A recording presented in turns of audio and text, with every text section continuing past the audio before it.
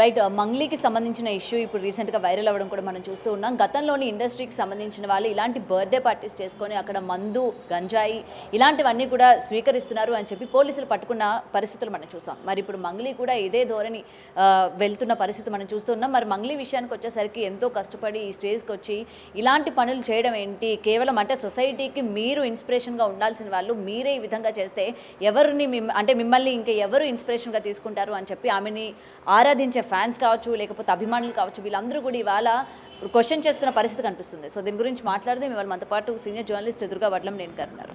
Hi ma'am.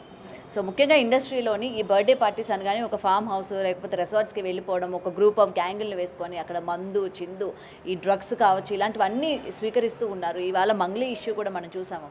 So ఏం చెప్తారు దీని గురించి? ఇప్పుడు మంగ్లీ అన్నావిడ మీరు అన్నట్టుగా చాలా కష్టపడి పైకొచ్చారు. ఒక సెలబ్రిటీ స్థాయికి ఆవిడ చేరుకున్నారు. ఇప్పుడు సద్గురు ఈవెంట్స్లో ఏవైతే ఉంటాయో మహాశివరాత్రికి అందులో పాల్గొని ఆవిడ పాడడం అంటే చాలా ఫ్యాన్ ఫాలోయింగ్ ఉంది ఆవిడకి. ఈ నేపథ్యంలో ఇవాళ ఆవిడ ఈర్లపల్లి అని హైదరాబాద్ శివార్లో ఒక రిసార్ట్లో నిన్న ఆవిడ బర్త్డే పార్టీ చేసుకోవడం, దానికి ఒక 48 మంది హాజరవ్వడం, అందులో చాలా సినీ సెలబ్రిటీస్ కూడా ఉన్నారని తెలుస్తోంది. వాళ్ళందరికీ కూడా ఈ డ్రగ్ టెస్ట్ ఏదో నిర్వహించారు. అది అయ్యాక 9 అరెస్ట్ చేశారు అనే వార్తలు వచ్చాయి, పాజిటివ్ వచ్చిందని. తర్వాత మీరు అన్నట్టు విదేశీ మద్యం కూడా వాడారు. తర్వాత మంగ్లీని అంటే ప్రశ్నిస్తారేమో అని ఆవిడ బాత్రూంలోకి దాంకున్నారు. దాంకుంటే ఒక అతను వీడియో తీస్తుంటే మీరు ఆపేసేయండి, మీరు వీడియో తీయడానికి వీల్లేదు అని అంటే, అతను నా ఉద్యోగాన్ని మీరు ఎందుకు ఆపుతారు, నా డ్యూటీ అది, నేను తీస్తాను అని వాళ్ళిద్దరి మధ్య వాగ్వాదం కూడా చోటు చేసుకుంది. అంటే సంథింగ్ రాంగ్ అనేది మనకు అర్థమవుతుంది. అంటే అక్కడ జరిగింది, డ్రగ్స్ తీసుకున్నారు, విదేశీ మద్యం అయింది, మీరు అన్నట్టు మందు చిందు 2 జరిగాయా అంటే అసలు ఇటీవలి కాలంలో మనం తీసుకుంటే కనుక అయితే ప్రతి సెలబ్రిటీ కావచ్చు, లేకపోతే వీకెండ్ వచ్చేసరికి సాఫ్ట్వేర్ ఉద్యోగులు కావచ్చు రిసార్ట్స్కి వెళ్ళిపోవటం మీరు అన్నట్టుగా, లేదు ఇట్లాగా ఫామ్ హౌస్లకు వెళ్ళిపోవటం. ముఖ్యంగా ఇక్కడ మీకు సౌండ్ పొల్యూషన్ వల్ల కూడా వాళ్ళు కంప్లైంట్ ఇవ్వడం జరిగింది ఎవరో.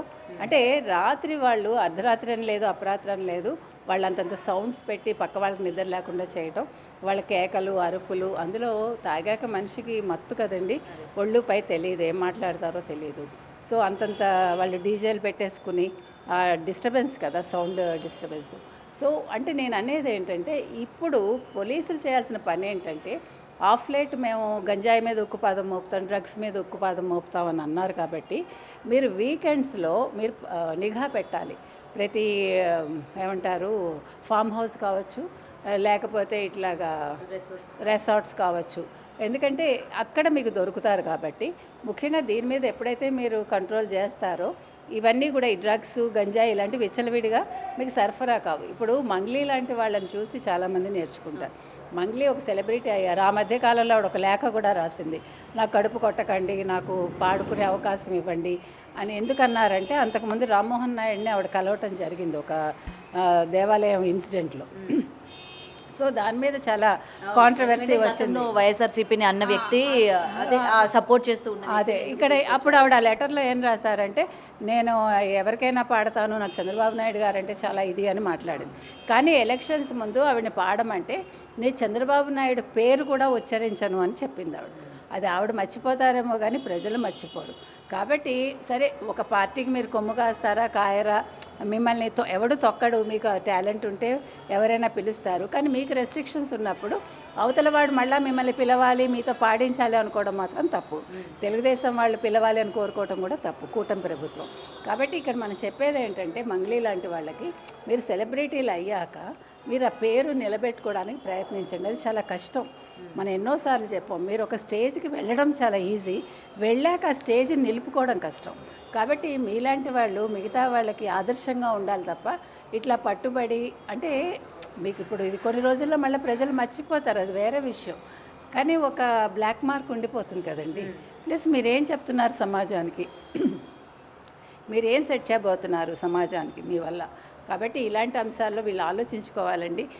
బర్త్డే సెలబ్రేషన్స్ అంటే తాగాలి, గంజాయి తీసుకోవాలి, లేదు డ్రగ్స్ తీసుకోవాలి కాదు, మంచి పనులు చేయొచ్చు, గుడికి వెళ్ళొచ్చు. మీకు గుళ్ళు గోపురాలు ఇష్టం కాబట్టి మరి అది మానేసి ఇట్లా చేయటం ఏంటి అని ప్రజలు అడుగుతున్నారు.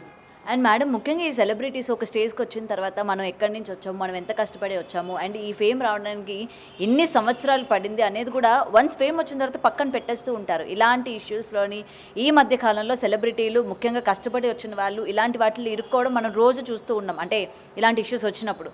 సో ముఖ్యంగా అలాంటి వాళ్ళకి ఏం చెప్తారు?